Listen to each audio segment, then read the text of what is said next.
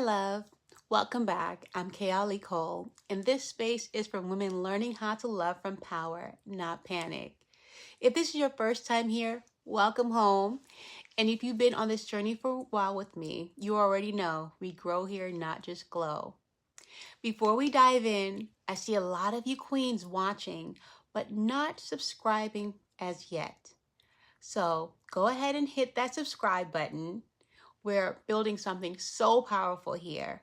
5,000 queens strong. So I'll wait. Did you hit the subscribe button yet? You did? Thank you, queen. Tonight, let's talk about something I had to learn the hard way. How to build a life that feels like peace. Not one that only looks like it. Because sometimes we decorate chaos so well, it starts passing for calm. Candles burning, playlist humming, but inside we're still rushing to prove something. You can't stage peace. You have to live it. You do. And I remember the first time my home was finally quiet after my divorce. The same house, same walls, but everything felt different. I had candles burning, classical music playing, windows open. Peace was supposed to live here now, but my mind kept racing. Bills, memories, the silence. I'd start wiping down the counter over and over again, scrolling my phone, trying to keep the quiet at bay, trying to make the quiet feel full. And that's when it hit me. I wasn't afraid of noise. I was afraid of rest. That moment taught me something. Peace isn't something you buy new. It's something you rebuild right where you are. It's reclaiming the same space, but this time making sure your spirit lives in it too. Here's the truth. Nobody tells you. A peaceful life isn't built one grand leap. It's not built overnight. It's built in micro moments when the way we talk to ourselves in traffic becomes different. The way you end a conversation that no longer serves you becomes different. The way you breathe before you reply. Those little choices become architecture. Every boundary, every pause, every act of self-respect, it's a brick in your sanctuary. Psychologists say our nervous system craves predictability. Stability literally lowers cortisol. Spiritually, that means your soul relaxes when your environment stops arguing with your intentions. That hit me hard. I realized I've been praying for peace while hosting chaos. People, habits, thoughts, all cluttering the room I'd asked God to bless. So I started clearing, not with resentment, with reverence. One drawer, one playlist, one contact at a time. I called it my divine declutter. Every time, every item, every person, I asked, do you still align with my peace? If the answer was no, I released it with gratitude. That's emotional maturity in motion. Learning that letting go isn't loss, it's maintenance. I began designing my mornings around stillness. No phone for the first 30 minutes. Just music, prayer, stretching. I'd say out loud, today I protect my peace like it protects me. And slowly, my house stopped echoing loneliness and started humming harmony. Peace isn't a destination, queen. It's a daily discipline. It really is. Let's get practical for a moment. Think about your inputs today. What you watched, who you texted, what you scrolled. Did you feed your calm or your chaos? Because peace lives in the space between stimulus and response. That tiny pause right before you text back, clap back, or talk yourself out of your own growth. That's gold. Every time you extend that pause, you build stronger internal walls. Not to keep love out, but to keep peace in. And that doesn't mean life stops challenging you. It doesn't at all. It means your baseline changes. Instead of being thrown off by every wave, you learn to surf them. One afternoon, my son called, frustrated about a small problem that used to stress me out instantly.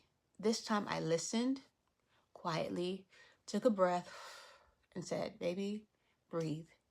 You're fine." When we hung up, I realized I was talking to myself as well. That's when peace graduates from practice to personality. You don't have to think about it anymore. It's just who you are.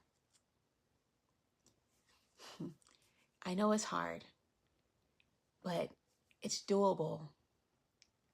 And here's where most people stumble. They think peace is a mood. Peace is management. It's emotional, financial, spiritual management. Everything that keeps you steady. It's paying that bill on time so anxiety doesn't visit later. It's choosing one meaningful friendship over 10 performative ones. It's saying, "I'll call you tomorrow," and actually doing it.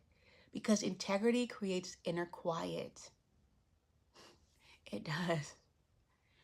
When your word and your world finally match, peace takes up permanent residence. And let's be honest, peace will test you.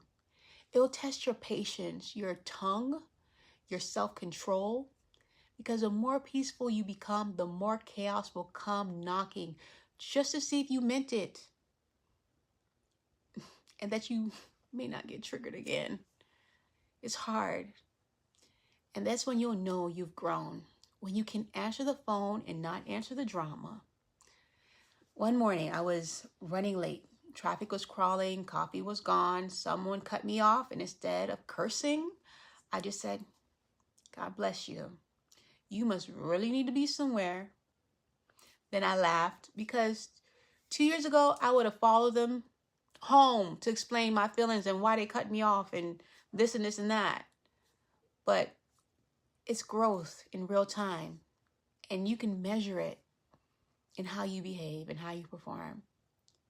And also, humor will save you. It will save your peace than a whole sermon can. When you can laugh at what used to break you, you've already healed past it. I started making it a ritual. Whenever life tried to drag me down, I'd whisper, "Not today, chaos. I've got plans. I'm too busy for this." And suddenly my peace stopped feeling fragile. It became playful, flexible, alive. But peace isn't passive, it's participation. You build it brick by brick every single day. When you decide not to argue with someone committed to misunderstanding you, brick. When you budget so your bills don't boss your emotions, brick. When you end the night in prayer instead of overthinking, brick. Each choice stacks up until one day you look around and realize you built peace that can weather storms. Psychologists say our brains rewire through repetition. The more often you choose calm over chaos, the stronger those neural pathways become. In faith, we'll call that renewal of the mind. Science and spirit finally agreeing on something. They're both telling you the same thing. Consistency creates calm. So yeah. And let me share something I learned on a quiet Sunday. I was watering my plants, just moving slow, and I realized peace had texture. It sounded like water, smelled like eucalyptus, felt like gratitude. Peace lives in the ordinary when you stop rushing through it.